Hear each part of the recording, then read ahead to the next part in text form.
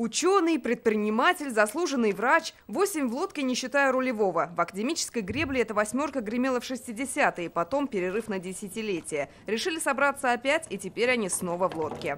Эта лодка называется «Восьмерка». Здесь 8 гребцов.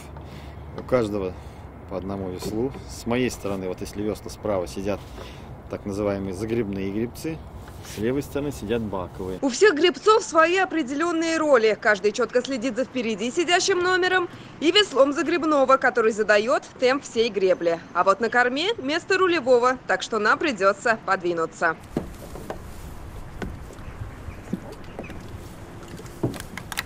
Сатуров сняли. Толкнулись. Оп! Тренировкам не помеха даже холода, а зимой выручает крытый бассейн Центра гребных видов спорта. Сейчас и не верится, что начиналось все как хобби. Решили соревноваться на первенстве Европы. Поехали. Оказалось, можно.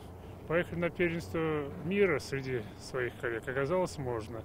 На Олимпийских играх тоже можно. Не просто можно, а успешно получается. Первые места в Европе, бронза на Олимпиаде среди ветеранов, а у двоих членов команды победа на мировом состязании в лодке-двойке. Говорят, выиграли со злости, прямо перед стартом пропали их весла. Напарник мой Виталик подбежал, первые 2 весла от восьмерки взял, мы вставили и пошли на старт. Злые, все, нас зовут Раша на старт, даже размялись только течение, стали на старт, как дали со старта, так, напарник даже, какие идем? Я говорю, вроде первые. Быть первыми в России, Европе и мире. Планов у команды немало. Международная московская регата, традиционная регата в Петербурге, первенство мира в Мюнхене. А будет американская виза, так и олимпийское золото не за горами. Лена Анатольевна, Марат Саидгараев, ТНВ.